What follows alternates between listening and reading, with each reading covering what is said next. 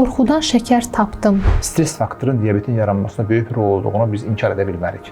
3 dənə yağ deyəcəm. Kərə yağı, quyruq yağı, bir də bitki yağı. Sizcə bunlardan hansı faydalıdır? Palma yağları olma ehtimalı olan qida maddələrindən uzaq duraq. Sizcə doktor, ölkəyə palma yağı gətirildikdən sonra mı xəstəliklər artdı, yoxsa ümumiyyətlə bu xəstəliklər var idi? Palma yağları ucuz yağlardır. Yəni təbii və keyfiyyətli yağlar deyildir. Əhalinin sağlamlığını düşünməyən, xalqının millətini düşünməyən insanların işidir. Marketdə satılan süd, qatıq, ağartı məhsulları yerinə bunu gedib bazadan alaq. Daha orqanik, daha sağlam olduğuna əmin olmuş yağları istifadə edək. Yəni evdə yemək bişirən xanımların sayı azalır. Xüsusən diabetli xəstələr üçün bu çox zərərlidir. Hər loğma 20 saniyə çeynənməlidir. Çörəyin keyfiyyəti çox dəyişmişdir. Çörəkdə qatqı maddələri var. Rəng verici, aromatik. Su içəndə kökəlirəmsə deyən insan mütləq endokrinoloq tərəfindən araşdırılmalıdır. Alfa Xrom, artıq çəkidən azad ol. Xoş gördük hər birinizi dəyərli dostlar, dəyərli izləyicilər. Bugün Bir Bax kanalında çox maraqlı bir mövzuya toxunacağıq. Qidalanma və piyələnmə arasındakı əlaqə nələrdir? Bugün bu mövzumuzu qonaqlarımızla birlikdə sizə geniş şəkildə təqdim edəcəyik. Studiyamızın qonağı Baku Medical Plaza Klinikasının endokrinologiya şöbəsinin rəhbəri Doktor Hidayət Məmmədzadə və Doktor Humay Fərzəliyevadır. Xoş gördük. Doktor, ümumiyyətlə bədənimizdə piyələnmə nədən baş verir və qidalanmamızın bu piyələnmə prosesində təsirləri necədir? İstərdim ki, bu barədə izləyicilərimizə məlumat verək. Çox təşəkkür edirəm. Çox gözəl sualdır. Çox gözəl aktual bir mövzu ilə başlamışıq. Piyələnmə tarixən gözəllik, zənginlik, sağlamlıq bir əlaməti kimi bilinib. Ona görə insanlar həmişə qida axtarışında olublar. Amma 20-ci əsrin ortalarına qədər bəşəriyyətin ölüm səbəbi olan aclıq bu gün 21-ci əsrdə həmin bəşəriyyət piyələnmə ilə mübarizə aparır. Çünki piyələnmə tək qidalanma ilə bağlı olan məsələ deyil. Bu kompleks bir məsələdir. Burada bizim genetikamız çox önəmlidir. Genetik yaxınlıq. Düşünün, bir ailə üzvləri hamısı köyükdür, çəkisi çoxdur. Hazırda Azərbaycan əhalisinin 25-30% piyələnmə xəstəliyi çəkir. Bütün dünyada piyələnmə bir artma tendensiyası göstərir.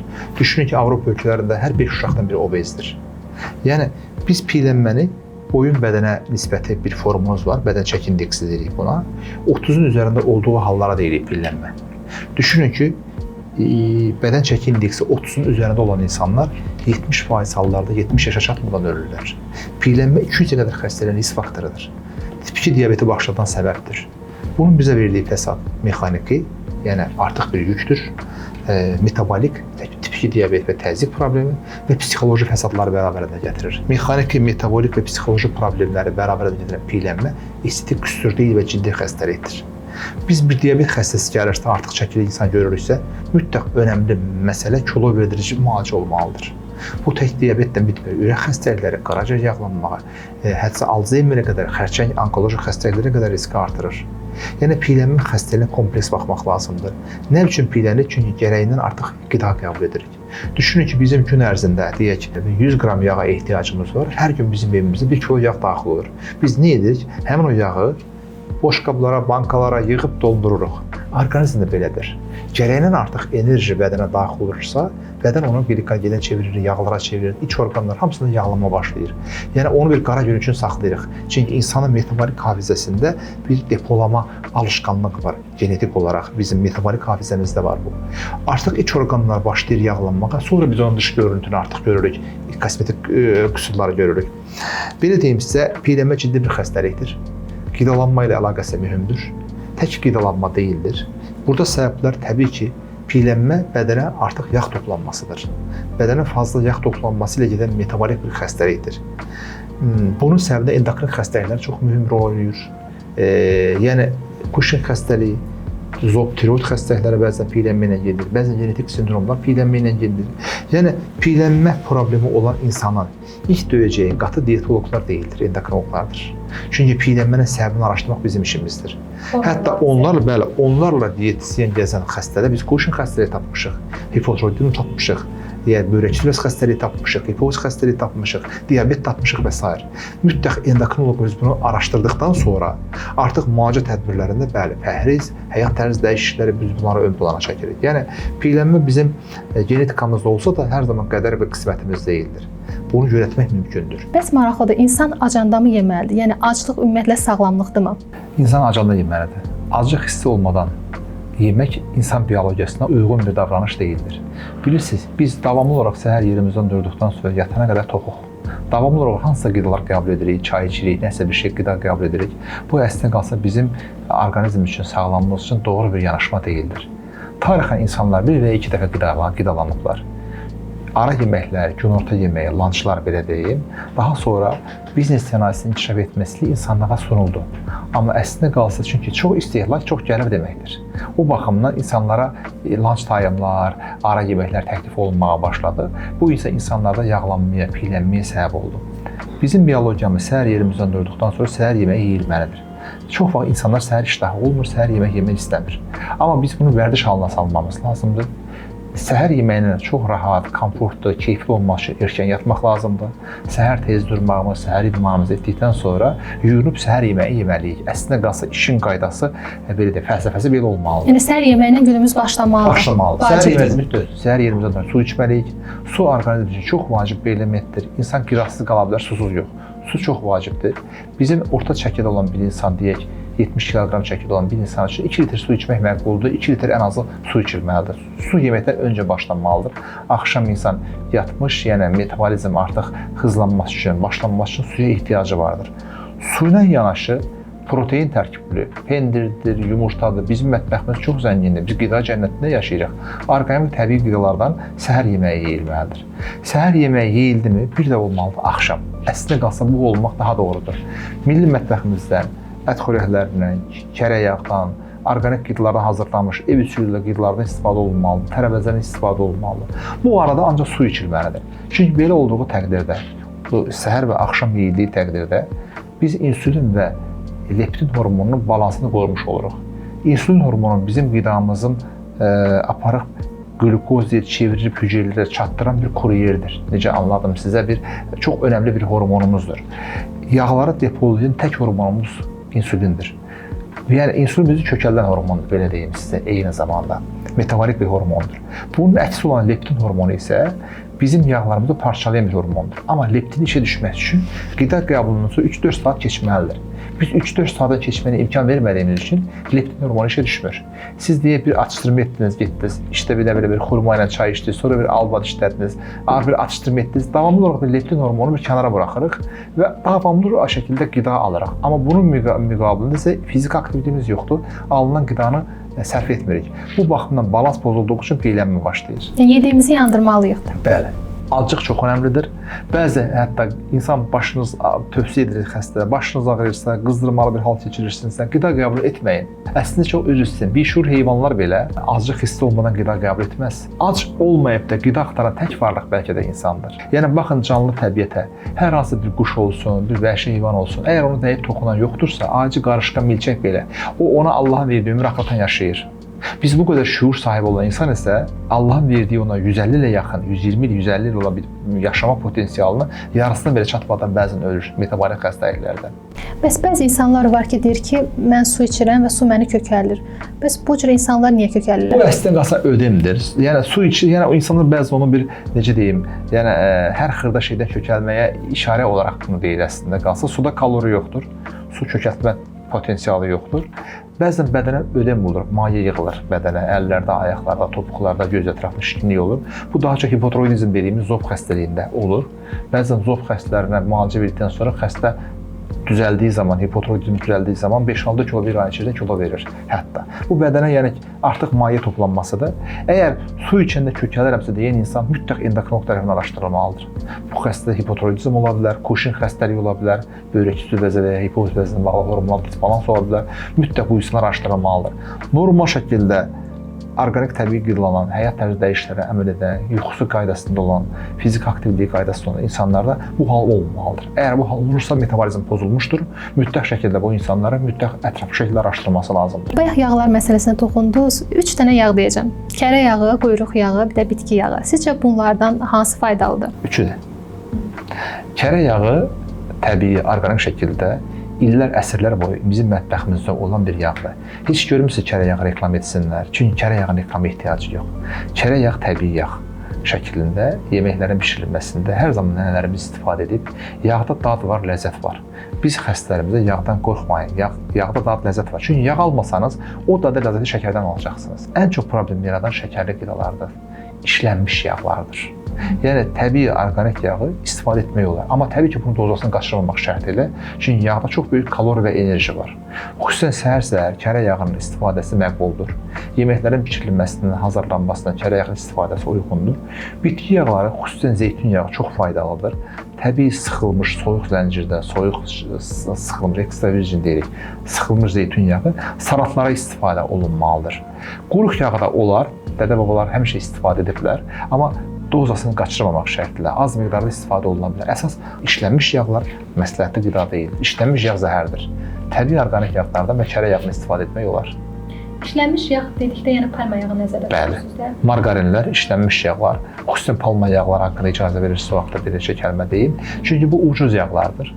Sənaye üsulu hazırlanmış bir yağdır. Sizcə doktor, ölkəyə palma yağı gətirildikdən sonra mı xəstəliklər artdı, yoxsa ümumiyyətlə bu xəstəliklər var idi? Daha çox sənaye üsulu hazırlanan hazır qidalar, fast food qidalar, şəkərli içəcəklər və ya palma yağlar gəldikdən sonra bu qidalanmaya bağlı metabolik xəstəliklərin artmağında bir artış başladı. Statistikasında qorxunc bir yüksəliş başladı. Palma yağları ucuz yağlardır. Sənaye üsulu hazırlanan yağlardır. Yəni təbii və keyfiyyətli yağlar deyildir. Artıq həmin palma yağları bütün şirniyyatlarda, şokoladlarda, uşaq qidalarında hamısında vardır. O baxımdan biz alanda qidanın üzərində ingrediyentlərini oxuyub baxırıq. Palma yağı varsa biz ona məsləhət görmürük. Onlardan uzaq durmaq lazımdır. Çünki işlənmiş yağdır. Onlar qaraciyəri yoğurur, damarları tıxanıqlıq yaradır, triqliseritləri artırır və iç visceral yağlanmanı artırır. Yəni palma yağı olan hər bir qida məhsulundan uzaqlaşmaq lazımdır. Çox istehlak, çox gəlir deməkdir. Daha çox biznes maraqları ön planda olduğu üçün əhalinin sağlamlığını düşünməyən, xalqının millətini düşünməyən insanların işidir. İş adamları belə də, işbazlar belə deyək. Biz buna qarşı olmalıyıq, amma təbii ki, bizim də əlimizdən nə gələr? Aldığımız qida məhsulunun üzərinə oxuyuruq, yararlılıq müddətinə baxırıq. Əslində qalsa, qida məhsulları xüsusən bükülmüş, paketlənmiş qidalar zərərlidir. Biz paketlənmiş, bükülmüş qidalardan mümkünat daxilində qaçmalıyıq. Misal üçün, mən çox tövsiyə edərdim ki, marketdə satılan süd, qatıq, ağartı məhsulları yerinə bunu gedib bazardan alaq. Daha orqanik, daha sağlam olduğuna əmin olunmuş yağları istifadə edək. Mövsümü tələblərdən istifadə edək. Yəni, hər şeyin təbiisi daha gözəldir. Bu yağ məsələlərdə bacardıqca çalışıb palma yağları olma ehtimalı olan qida maddələrindən uzaq duraq. Biz bilirsiniz, xanım, qida cənnətiyik. Azərbaycanda bitməyən deyək, bitki yoxdur, olmayan meyvə tərəvəzi yoxdur. Hamısını əldə etmək mümkündür. Onun əvəzində, misal üçün, çox məsləhətli təbii orqanik yumurta yeyin. Çox orqanikdir və çox təbiidir. Yəni, uzun illər böyü yumurtanın zərərinə aid deyək, araşdırmalara aparan insan axırda yumurtadan üzr istədi. Yəni, təbii orqanik bir yumurtadan bir cücə çıxır, bir canlı bir hüceyrədir. Çox təbii qidadır və Azərbaycanda çox sevindirici halda biz onu tapa bilirik. Avropa ölkələrində qida yox, Amerikada qida yox, təbii biz toyuğu, yumurtanı tapa bilmərik, amma ölkəmizdə tapa bilərik. Biz qida cənnətində yaşayırıq fərqinə varmadan. Bu cür ölkədə yaşayan insanın kənardan gəlindirilən palma yağları ilə zənginləşdirilmiş ərzaq məhsullarını almağa ehtiyacı yoxdur. Bugün deyərdim ki, əksər xanımlar, hətta işləməyən xanımlar belə hazır yeməklərə qaçır. Yəni evdə yemək bişirən xanımların sayı azalır. Ümumiyyətlə çöldə hazır qidalanmaq, hazır qidalardan uzun müddət istifadə etmək bizdə hansı endokrinoloji problemlərə səbəb olur? Çox problemlərə səbəb olur. Birincisi, biz kültürümüzü itiririk. Qidalanma bir mədəniyyətdir. Süfrə mədəniyyəti. Düşünün ki, hər hansı bir toplumda bir 100 il dolma bişirilməsə, unudulub gedə bilər. Yəni, hər zaman süfrə arxasında bərabər oturmaq bir sosial bir ünsiyyət vasitəsidir. Eyni zamanda sağlamlığımız üçün çox önəmlidir. Bərabərcə yemək çox pozitiv bir aura yaradır, istər-istəməz. Hazır qidalar bizim vaxtımıza qənaət etmiş olsa da, ömrümüzdən aparır. Yəni, o bizə çox əslində daha baha başa gəlir. Bacardığımızda çalışmalıyıq, ev usulü qidalardan istifadə edək. Hazır qidalar, fast food qidalarda əksəriyyəti. İçərisində işlənmiş yağlar var, şəkər əvəzedicilər var, tatlandırıcılar var, konservatlar var və bunlar bizim sağlamlığımız üçün böyük təhlükəlidir. Bacardığımız qədər çalışmalıyıq, bütün sosislərdən, kalbaslardan, nə bilim, enerjidə yüksək olan içkilərdən, adlarını çəkmək istəmirəm. Yəni, uzaq qaçmağımız lazımdır. Bizim bədənimiz üçün çox lazım olacaq vacib maddə sudur, zülaldır, yağlardır. Çox az miqdarda bütün orqanizmə cəmi 5 qram şəkərə ehtiyacı var. O da gün ərzində bir meyvə yeməklə ödənilə bilir. Daha çox suya, yağa, proteinə ehtiyacımız vardır. Və yeməklərin nə yeməyimiz, necə yeməyimiz və nə qədər yeməyimiz çox vacib və önəmlidir. biz çalışmalıyıq orqanik qidalanmağa. Bunlarda yeməklərin, qida maddələrinin hazırlanması çox vacibdir. Yəni qidanın hazırlanmasının çox böyük önəmi vardır. Ola bilər ki, siz bir ət məhsulunu çox normal şəkildə bişirib qəbul edə bilərsiniz, amma onu yaxşı bişirməyəndə siz ondan da ləzzət ala bilməzsiniz. Bəzi hətta ət məhsulları içərisində bəzən parazit xəstəliklər, qurd xəstəlikləri ola bilər. Yaxşı istehlak olunmuşsa, yaxşı hazırlanmışsa, yaxud da dəniz məhsulları olsun, balıq məhsulları olsun, süd olsun, yaxşı bişirilməzsə onun içərisində bruselloz kimi xəstəliklər başlaya bilər. Bunu nə üçün deyirəm? Yeməyin hazırlanması, qidanın hazırlanma texnologiyası çox önəmlidir. Bizim üçün bir də çox mümkünat daxilində yeməklərin çox qızardılması da sağlamlıq üçün doğru deyil. Onun üzəri yanır. Yəni yanmış qida da özü kanserogendir. Yəni yeməklərin hazırlanması çox önəmlidir. Yeməyə izafi duz məmulatlarının yaxud ədviyyatların qatılması da doğru deyil. Yəni yemək həddindən çıxmamaq lazımdır. İnsan yeməkdən dad almalıdır, ləzzət almalıdır. Onun içindəki mineralları, onun içindəki proteinləri çox sağlıqlı şəkildə qəbul etmək lazımdır. Sulu yeməklər çox vacibdir. Yəni bizim mətbəximiz çox zəngindir əslində qalsa, təbii şəkildə ev üsulu qidaların hazırlanmasına hər zaman üstünlük verməliyik. İstərdim ki, şəkər və şəkər xəstəliyi arasında əlaqədən danışaq. Ümumiyyətlə şəkər rafinə olunmuş şəkərdən söhbət gedir. Şəkər xəstəliyi yaradırmı? Belə deyim sizə. Mən praktikamda siz diabetli xəstəsiniz, sizə bunlar olmaz. Sizin diabetiniz yoxdur. Belə bir ayrım etməmiz doğru deyil. Diabetli xəstəyə dediyimiz bütün qadağalar, tövsiyələr sağlam insana da aiddir. Əslində qalsa bu dediklərimiz sağlam qidalanmanın necə deyimsə sütunu və məntiqidir. Sağlam qidanın mən həmişə ümumi prinsiplərini anladıram hər zaman pasiyentlərimə. Siz şəkər yediniz deyin, şəkər xəstəsi oldunuz, belə şey düşünmək olmaz. Çünki şəkərli diabetdən söhbət edirsə, bu çox səbəblidir xəstəlikdə. Burada genetik yaxınlıq, 20-yə qədər nəzərə və virus nəzəriyyəsi var burada diabetin yaranmasında, müəyyən virus xəstəlikləri diabetə səbəb ola bilər. Piyələnmə təbii ki, burada ön planda gələn bir məsələdir. Genetik yaxınlıq burada çox önəmli məsələdir. Müəyyən keçirilmiş cərrahi əməliyyatlar burada, onkoloji xəstəliklər belə, müəyyən dərmanlar belə diabet yarada bilər. Yəni bunun diabeti sadəcə qidalanma ilə məhdudlaşdırmaq doğru bir şey deyildir. Amma şəkərli qidalara çox meyilli piyələnmə xəstəliyinə, insulin rezistentliyinə və nəticədə tip 2 diabetə səbəb ola bilər. O baxımdan bəsit şəkərli qidalar, rafinə olunmuş, işlənmiş ərzaqlar, bu cür bəsit şəkərlər bütün insanlığa və bəşəriyyətə ziddir. Şəkər ağ ölümdür. Şəkər, duz və un bəşəriyyətin ölüm triosudur. Bu dördüncü ağ ölüm kokaindir. Düşünün ki, şəkər artıq kokain hökmündə olan bir maddədir. Şəkər ən tatlı zəhərdir. Bizim şəkərə ehtiyacımız 5 qramdır. O da gün ərzində bir meyvə ilə bəs edir. Bizim mətbəximizdə mentalitetdən gələn bir şey var. Şirin çay. Hər kəs səhər şirin çay yeyir, bəs şəkərlə. Doğru deyil. Meyvə qurlarına çay içilməlidir. Çay bizim milli içkimizdə gün ərzində bir və ya iki dəfə, bir neçə dəfə ola bilər. Uzun müddətli yeyək, çay dəstgahlarında oturub tatlı şirinliklərlə qəbul olunmaq bu bədən üçün sağlamlığa ziddir. Bir orqanizm üçün ən gözəl, qiymətli vasitə sudur. Su ən təbii deyək, içkimizdir və hər bir insan təxminən 2 litrə qədər ortalama çəkili olan insan su qəbul etməlidir. Və suyun içməyin də gigiyenası var. Oturaraq, otaq temperaturunda, əsas yeməklərdən öncə, xüsusilə meyvədən öncə qəbul olunmağı daha məsləhətdir. Bunun hamısının gigiyenası var. Biz bu qidalanma məsələsinə əməl edəriksə, çox sağlam bir orqanizmə sahib ola bilirik. Bunlar heç bir qaydasında deyil, həyat tərzi qaydasında deyil, yuxu rejimi qaydasında deyil. Bütün gün stres içində, bütün gün deyək, telefonda oturan bir insanın təbii ki, piyələnməsi olacaqdır, metabolizması pozulacaqdır, onkoloji xəstəliklərə qədər arxa-arxaya gələcəkdir. Yəni, mən hər zaman xəstələrimizə çalışın, sizin dərmanınız, sizin orqanik qidalarınız olsun deyirəm. Sizin qidanız dərman olmasın. İnsanlar arasında belə bir ifadə var, qorxudan şəkər tapdım. Bu doğrudurmu? Yəni, insan həqiqətən qorxudan şəkər tapa bilərmi? Qorxu stressdir və əksər hallarda diabetli xəstələrlə çox sayda yüzlərlə, bəlkə minlərlə diabet xəstələrim var. Onların hamısında bu xəstəlik necə başladı, nədən yarandı sualı çox doktor, qorxudan oldu. Mən bir stres keçirdim.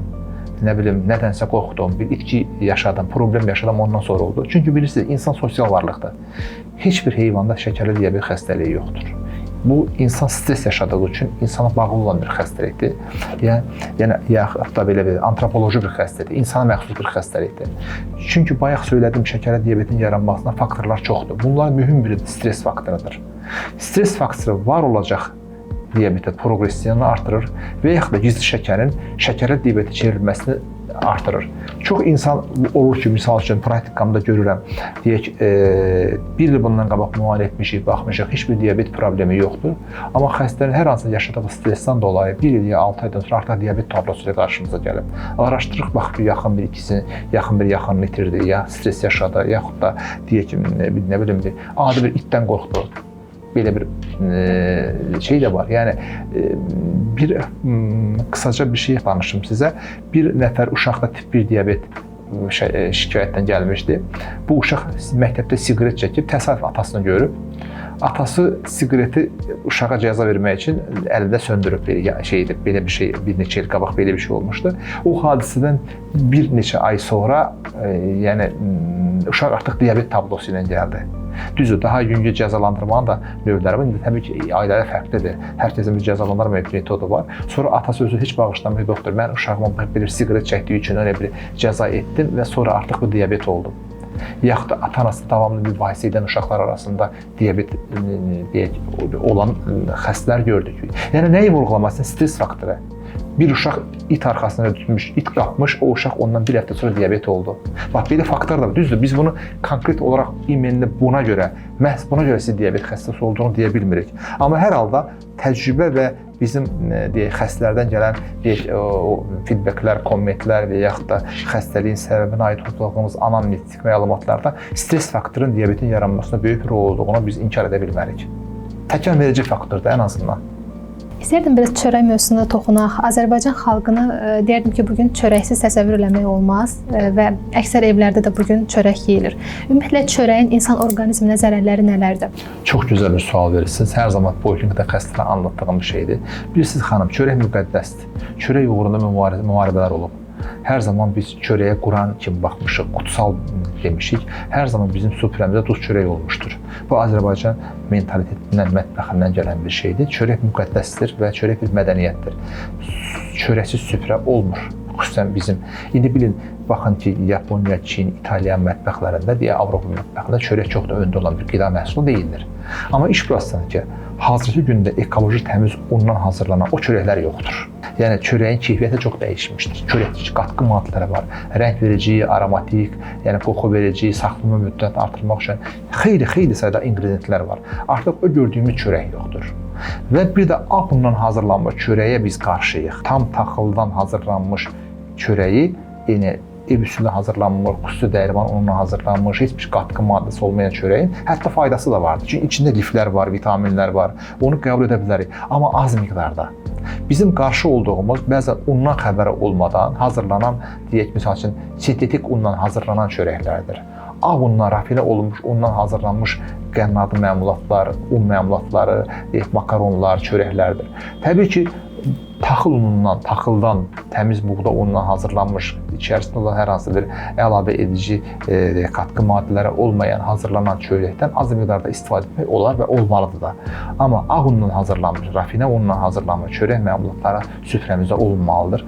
Çünki karbohidratdır, qan şəkərini yüksəldə bilir, xüsusən diabetli xəstələr üçün bu çox zərərlidir. Biz toplum olaraq çörəyə çox istifadə edən deyək ki, xalqıq çörəyə çox istifadə edirik. Bunun miqdarını biz biraz azaltmaq lazımdır. Çünki orqanik çörək məmulatları çox azdır. Bizim mətbəximizi, süfrəmizi çörəksiz təsəvvür etmək mümkün deyildir. Bunun biraz miqdarını azaltmaq lazımdır. Təbii undan hazırlanmış çörəkdən istifadə etməyə məsləhət görürük və az miqdarda. İstərdim ki, yuxu ilə kökəlmə arasındakı əlaqədən də danışaq. Müasir dövrdə insanlar deyərdim ki, gecələr yatmırlar. Bəli. Daha çox sosial şəbəkələrdə, TikTokda, Instagramda vaxt keçirirlər və fikir verimsizsə bu cür insanlar daha sürətlə kökəlir və bu insanlar ümumiyyətlə arıq olmurlar, kök olurlar. Yuxusuzluqla piyələnmə arasındakı əlaqələr nələrdir? Çox gözəl bir sual verirsiniz. Yuxusuzluq və piyələnmə çox güclü müttəfiqdir. Yuxusuzluq bu saat müasir dünyanın megapolis şəhərlərdə yaşayan insanlar üçün əslində qalsa çox önəmli bir risk faktorudur. Yuxusuzluq nəticəsində, tədqiqatlar nəticəsində müəyyən olub ki, insanların piyələnmə ehtimalı daha çoxdur. Bilirsiniz, insan biologiyası Günəşlə yatıb günəşlə durmalıdır. Əvvəllər saat olmayacağı dövrlərdə insanlar günəş doğanda durardılar, günəş batanda yatardılar. İndi bunu tam tərsidir. Demək olar ki, bütün şəhər yatmır. Hər kəs sosial mediada, televizorda. Televizor nuklear silahlar kimidir.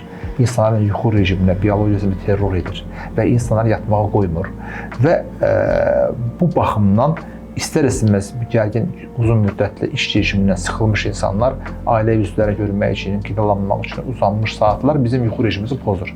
Normal insanın 7-8 saat yuxuya ehtiyacı var. Orta yaşlı bir insanın, uşaqlara daha çoxdur, yaşlılarda olsun deyə 6 saat miqdarda yuxuya ehtiyacı var.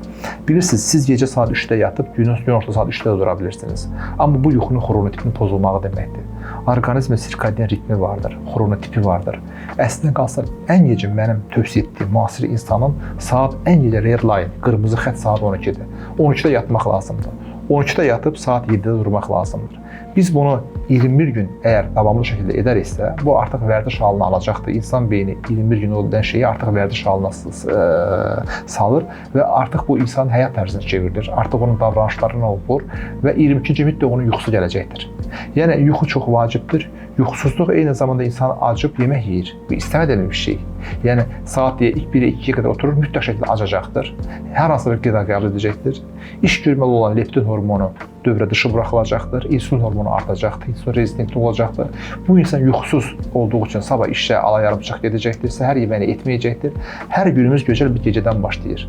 Bu gecəni rahat keçirmədikdə, normal yatmadıqda təbii ki, piylənmə xəstəliyi və bərabərində digər problemlər də başlayacaq. Yuxusuzluq bir stressdir. Stres faktoru, kortizol hormonu, böyümə hormonu, adrenalin hormonu hər zaman yüksək səviyyədə saxlayır və insanın piylənməyinə endokrin səbəbdən, dediyim bu mexanizmlərdən piylənməsinə yol açır. Əslində hər şey, bütün xəstəliklər bizim hormonlarımızdan başlayır, belə demək olar.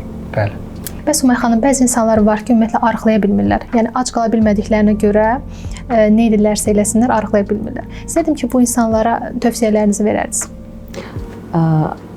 Arıqlamaq istəyən şəxs birmənalı olaraq ya ümumi piylənmə, ya da qarın tipli piylənmədən, yəni maddələr mübadiləsi pozğunluğundan əziyyət çəkən bir insanlardır. Xüsusilə də əgər iştahlarını tənzimləyə bilmir, davamlı acılıq hissindən yemədiyində əziyyət çəkir, əsir, gücsüz olur kimi, baş gicəllənmə və s. kimi olan hallardan şübhələnirsə, bu sözsüz ki, həkim mütəxəssisə müraciət etməlidir və yalnız mütəxəssisin göndərişi ilə müayinələrdən və müalicə metodlarını alaraqdan davranmalıdır.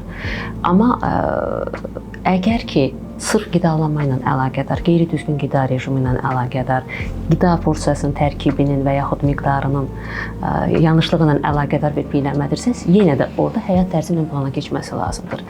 İnsan qida rasionunun, qida porsiyasının miqdarını azaltmağı bacarmalı və qidanın tərkibindən lazımsız kökəlməyə səbəb olan maddələri çıxartmalıdır. Bunun üçün də sözsüz ki, ciddi maariflənmə lazımdır. Bundan başqa Hidayət bəyin tövsiyə elədiyi davranış modelləri var. Fiziki aktivliyin artırılması lazımdır. Əhval-ruhiyyənin yüksək səviyyədə saxlanması lazımdır, stressdən uzaq olması lazımdır və s. Amma bəzən bu insanlara yardım üçün, o cümlədən inkişaf etmiş ölkələrdə, əczaçıxanalarda və marketlərdə hətta bioloji aktiv qida məhsulları olur. Məsəl üçün, Azərbaycanda da belə bir məhsul var, alfa-xrom adlı preparat var, hansının ki tərkibində insulin, daha doğrusu şəkər mübadiləsinə təsir göstərə bilən, insulinə həssaslığı artıran xrom maddəsi və alfa-lipoid turşusu adlanan bir maddə var, hansı ki, yağ mübadiləsinə tənzimləyici təsir göstərir. Belə bir vasitənin istifadəsi nəticəsində insulin dirənci deyilən hal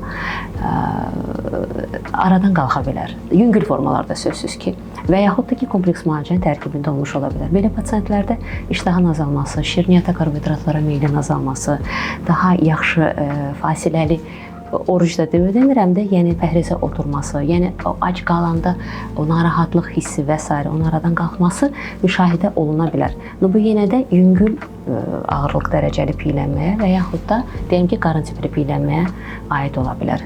Digər daha ağır formalar üçün və ya daha çətin çəki atan insanlar üçün həkim mütəxəssisə müraciət olunması mütləqdir. Misal üçün, bu barədə tövsiyə edərdim ki, həkim mütəxəssis öz fikrini söyləsin. Bəli.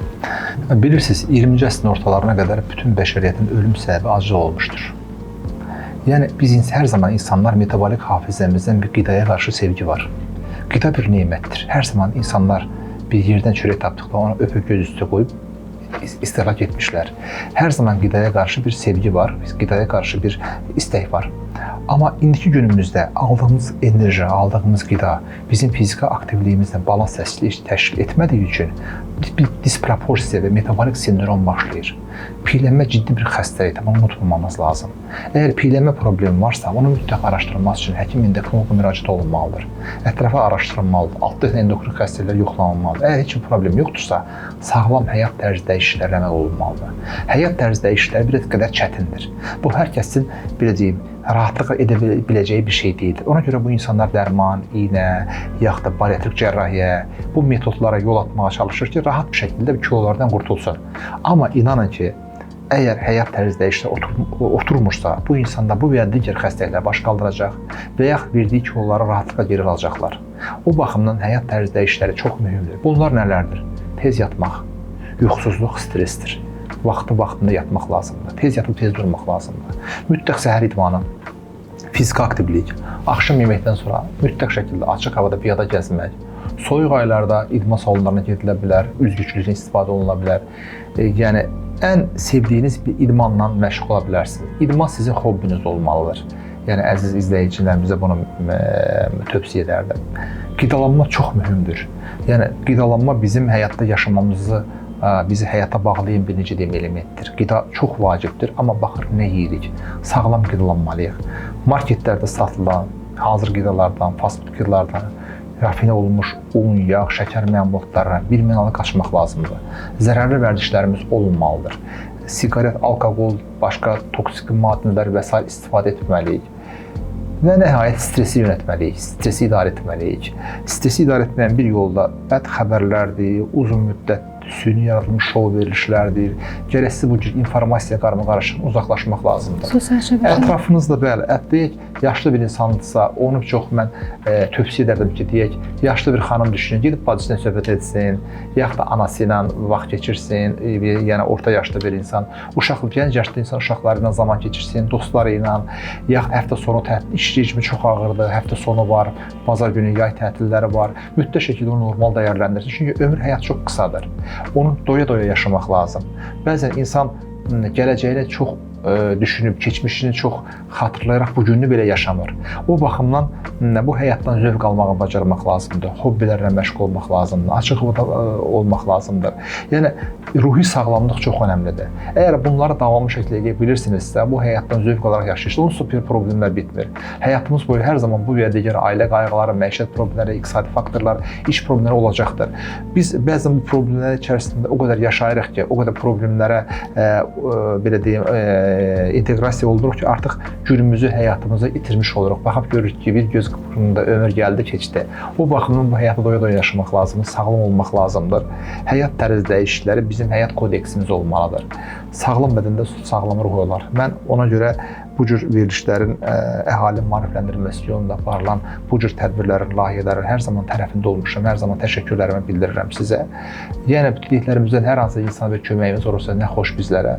Mən xalqımıza sağlamlıq arzu edirəm. Bizim Azərbaycan xalqı dünyanın ən gözəl insanları, ən qonaqpərvər, ən yüksək mədəniyyətə, intellektual malik, zəhmətkeş, əməksevər, işgüzar, dostcanlı, o qədər müsbət xüsusiyyətlərimiz var ki, mən xanım dünyanın 35-dən çox ölkəsində olmuşam, şəhər demirəm ölkəsində. Bizim Azərbaycan toplumundan, xalqımızdan gözəl insanlar heç yerdə yoxdur. Biz çalışmalıyıq ki, qida ölkəsində cənnətini yaşayaq, sağlam qidalanaq, sağlam olaq. Mən hər zaman xalqımızı gümrah, sağlam, xoşbəxt olmağını istəyirəm. Hər hansı bir problem varsa da özlərinin işi mütəxəssislərinə, peşəkarlarına etibar etsinlər. Hər zaman müayinələrdə, check-uplardan çəkinməsinlər. Mən hər zaman xəstələrimə deyirəm, siz bura sevinə-sevinə gəlir. Sanki bir həkimimizin, dostumuzun, yaxınımızın, qardaşımızın yanına gedirik kimi düşünün. Çəkinmədən, yetər ki, sizə bir faydanız toxunsun. Çünki mən sizi sağlam görmək istəyirəm. Bu halda hər zaman biz sizin yanınızdayıq. Hər zaman sevdiklərinizlə vaxt keçirin. Ən qiymətli şey sevdiklərinizlə bərabər zaman keçirməkdir. Bu baxımdan mən təşəkkür edirəm bu veriliş, bu proqramınız üçün. Biz təşəkkür edirik. Həyat tərzi dəyişiklikləri mühüm. və hər zaman əsas belə deyim, prioritet məsələmiz olmalıdır. Çox sağ olun. Siz sağ olun. Təşəkkür edirəm Hidayət bəy. Umay xanım çox sağ olun. Minnətdaram hər birinizə. Əminəm ki, bu müsahibəmiz izləyicilərin də çox marağına səbəb olacaq. İzləyicilərimizə bildirmək istəyirəm ki, bu gün studiyamızın qonağı Baku Medical Plaza Klinikasının endokrinologiya şöbəsinin rəhbəri Hidayət Məmmədzadə idi və doktor Umay xanım Fərziyeva bu gün bizim qonağımız idi. Sağlam qidalanma mövzusuna toxunduq bu gün. Sağlam qidalanma və sağlam həyat tərzi necə olmalıdır? Məncə izləyicilərimizin suallarını tam cavablandır. Amma sizə yenə qaranlıq olan suallar varsa, sizə maraqlandıran suallar varsa, şərh bölümümüz açıqdır, buyurub yaza bilərsiniz və əlaqə nömrəsi də həkimimizin əlaqə nömrəsinə qeyd eləmişəm. Həkimimizlə bağlı sualınız və ya qəbuluna yazılmaq istəsəniz, həmin nömrə ilə əlaqə saxlaya bilərsiniz. Növbəti verilişdə yenə Hidayət həkimlə maraqlı bir mövzuya toxunacağıq inşallah. Görüşərik. İnşallah. Özünüzə yaxşı baxın, görüşərik. Sağ olun bir daha.